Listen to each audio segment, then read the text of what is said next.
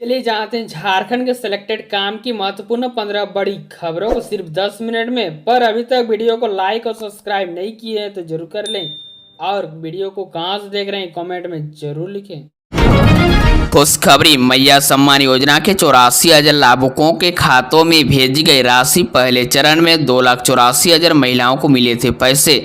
मैया सम्मान योजना का लाभ लेने वाली महिलाओं के लिए खुशखबरी है। ऐसे लाभुक जिनके खाते में राशि नहीं गई थी, वैसे लाभुकों के खाते में योजना की राशि भेज दी गई है। गुरुवार की देर शाम तक बचे हुए सभी लाभुकों के खाते में पैसे पहुंच जाएंगे। दरअसल पलामू में मार्च महीने की शुरुआत में 2,84,006 महिलाओं के खाते में मैया सम्मान योजना की राशि भेजी गई थी। 86,000 महिलाओं के बैंक खातों में विभिन्न क्रम से राशि नहीं भेजी गई थी। सामाजिक सुरक्षा विभाग में गुरुवार को बची हुई 84,000 महिलाओं के बैंक खातों में राशि को भेज दी गई है। पलामू सामाजिक सुरक्षा विभाग के सहायक निदेशक विक्रम आनंद ने बताया कि 84,000 महिलाओं के खातों में मैया सम्मान योजना की राशि को भेज दी गई है। बताते चले कि पलामू में दिसंबर महीने में 3,72,937 महिलाओं को मैया सम्मान योजना का लाभ दिया गया था। मार्च महीने से पहले सप्ताह में 2,84,006 महिलाओं को समान राशि का लाभ दिया गया था। कुछ दिनों पहले झारखंड सरकार की कैबिनेट में भी बची हुई महिलाओं के खाते में राशि देने के लिए घोषणा की गई थी। वैसे महिलाएं जिनका बैंक खाता और ई-केवाईसी नहीं है, उन्हें योजना का लाभ लेने के लिए समस्या होगी। अगस्त 2024 में 71,770, सितंबर में 3,41,895, अक्टूबर में 3,49,318, नवंबर में 3,56,724, दिसंबर में 3,72,937 महिलाओं के खातों में मैया सम्मान योजना की राशि भेजी गई थी। 84,000 महिलाओं के बैंक खातों में एक साथ 7,500 रुपये दिए गए हैं।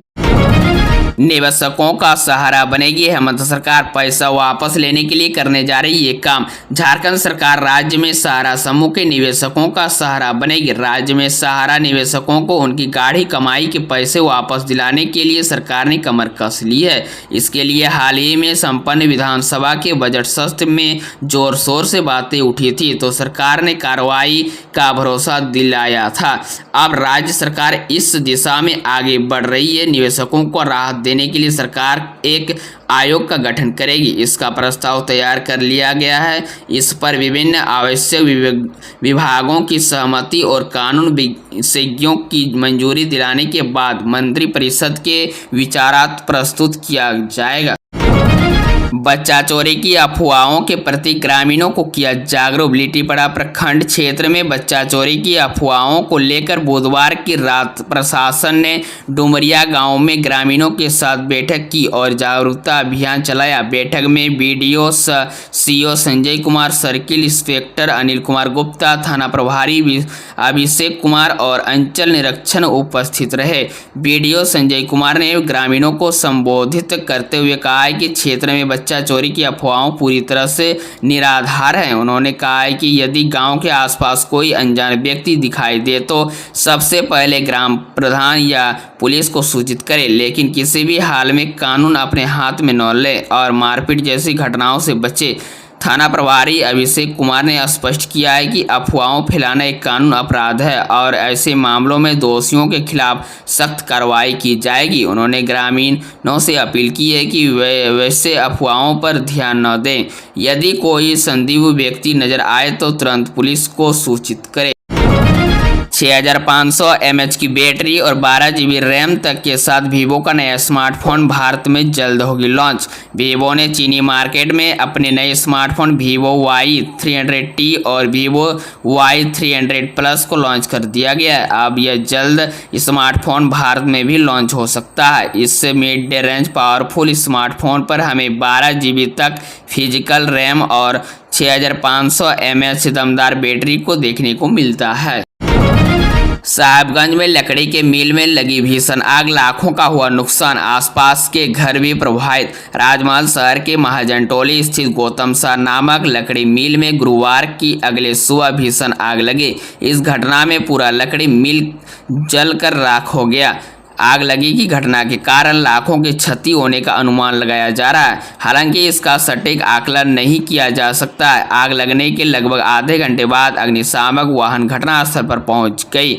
आग पर काबू पाने का प्रयास किया, लेकिन झपटी इतनी तेज थी कि एक वाहन से आग पर काबू नहीं पाया जा सका। इस वजह से दमकल में भी हुआ अग्निशामक वाहन फिर से पानी भरने तक सब स्टेशन गया। झारखंड यूनिवर्सिटी ऑफ टेक्नोलॉजी और बिरसा मैदान में सरहुल महोत्सव मनाया गया। झारखंड यूनिवर्सिटी ऑफ टेक्नोलॉजी में सरहुल पूजा महोत्सव मनाया गया। खिजरी विधायक राजेश कच्छो विशेष रूप से उपस्थित थे। उन्होंने प्रकृति से जोड़ने तथा धरती माता की रक्षा करने पर जोर दिया। विधि के कुलपति डॉक्टर DK सिंह ने कहा है कि आदिवासी समुदाय प्रकृति के मूल्य को जानता है, इसलिए वह प्रकृति को पूजा करता है। उन्होंने कहा है कि प्रकृति को प्रदूषण मुक्त बनाने के लिए आदिवासी समुदाय की प्रथाओं को तकनीक सहित सामान्य विधि के पाठ्यक्रम में शामिल किया जाना चाहिए। महोत्सव में विद्यार्थियों और स्थानीय लोगों ने गीत नृत्य की प्रस्तुति। पश्चिमी सिंहभूम में मुखिया के बेटे को मारकर खेत में फेंका। पश्चिमी सिंहभूम जिले में एक मुखिया के बेटे की हत्या कर दी। कराईकेला थाना क्षेत्र के हुंडगदा पंचायत की मुखिया के पुत्र का शव एक खेत में बरामद हुआ है।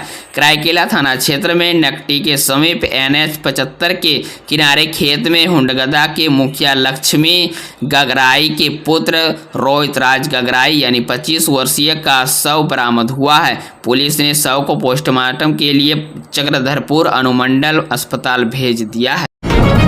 मैया सम्मान योजना के नाम पर महिलाओं के साथ धोखा, सरकार पर जमकर बरसे बाबूलाल मरांडी। झारखंड के नेता प्रतिपक्ष सब BJP के प्रदेश अध्यक्ष बाबूलाल मरांडी ने हेमंत सोरेन सरकार के 100 दिन पूरे होने पर मुख्यमंत्री पर निशाना साधा है।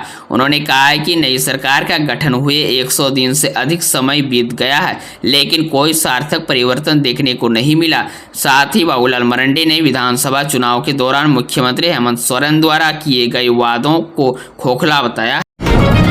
झारखंड में जनजातीय और क्षेत्रीय भाषाओं की पढ़ाई होगी अनिवार्य। पश्चिम बंगाल मॉडल का हुआ अध्ययन। भाषा, संस्कृति और परंपरा की सुरक्षा के लिए अलग राज्य झारखंड का आंदोलन हुआ था, लेकिन राज्य बने 25 साल होने के बावजूद अब तक स्कूली स्तर पर जनजातीय और क्षेत्रीय भाषाओं की पढ़ाई शुरू नहीं हो पाई। इसकी वजह से आज की पीढ़ी अपनी परंपरा और संस्कृति को भूल रही है। जाहिर है कि जब बच्चा पढ़ेंगे तभी तो अपनी संस्कृति को जानेंगे। इसलिए स्कूल से लेकर कॉलेज स्तर पर जनजातीय और क्षेत्रीय भाषाओं को पढ़ाने के लिए शिक्षकों की नियुक्ति होना जरूरी है। इस मामले को राज्य सरकार ने गंभीरता से लिया है।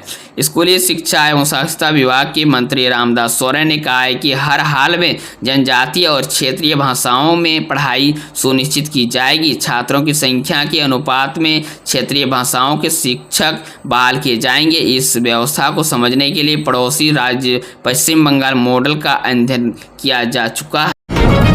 झारखंड के 5 आदिवासी बहुल जिलों में बनेंगे 100 बेड के छात्रावास और अस्पताल, केंद्र ने दी मंजूरी। झारखंड के 5 आदिवासी बहुल जिलों में 100 बिस्तरों वाले छात्रावास और अस्पताल बनेंगे। इन छात्रावासों का निर्माण प्रधानमंत्री जनजातीय आदिवासी न्याय महाअभियान तथा धरती आबा जनजातीय ग्रामीण उत्कर्ष योजना से किया जाएगा।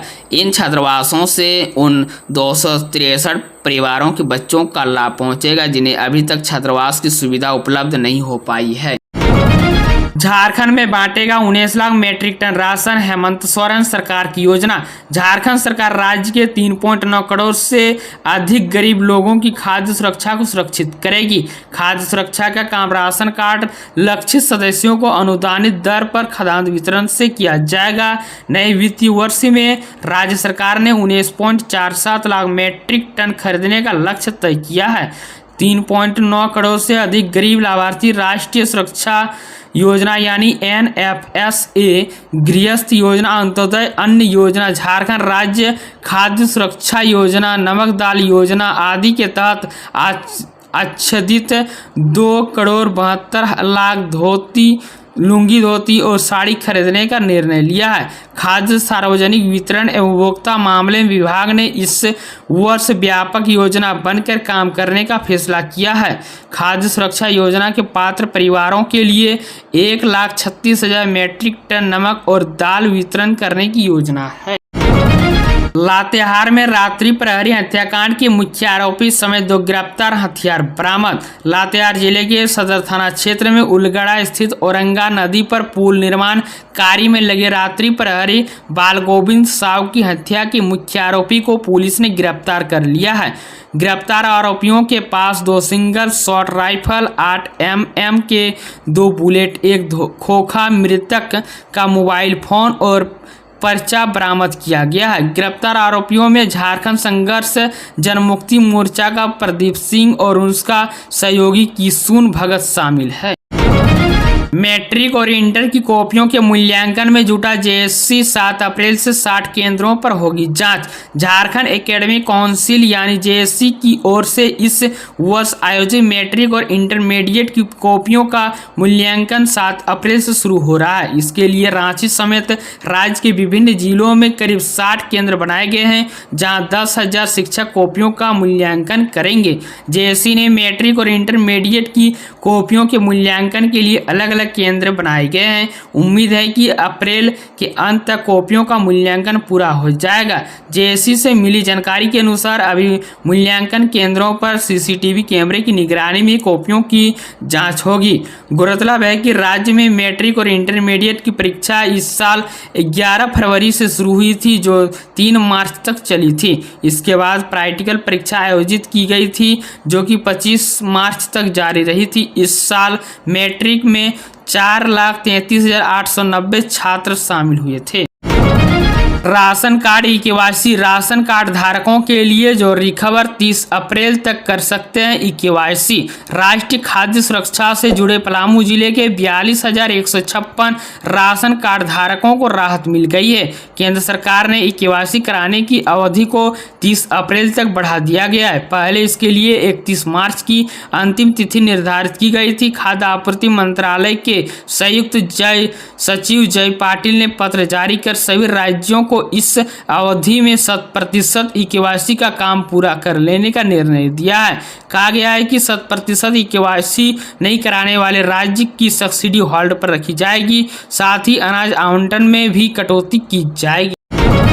सरहुल की तरह रामनवमी के दिन नहीं होनी चाहिए बिजली कटौती, JBVNL को हाईकोर्ट का आदेश। आदिवासियों के महापर्व सरहुल के दिन झारखंड की राजधानी रांची में घंटों पावर कट पर हाईकोर्ट ने नाराजगी जताई है। साथ ही JBVNL को निर्देश दिया है कि सरहुल की तरह रामनवमी के दिन रांची में बिजली कटौती नहीं होनी चाहिए। झारखंड हाईकोर्ट के chief justice MS Ramchandra Rao और जस्टिस दीपक रोशन की बेंच ने बृहस्पतिवार 3 अप्रैल को एक जनहित याचिका पर सुनवाई करते हुए झारखंड बिजली वितरण निगम लिमिटेड यानी JBVNL को पावर कट के लिए कड़ी फटकार लगाई।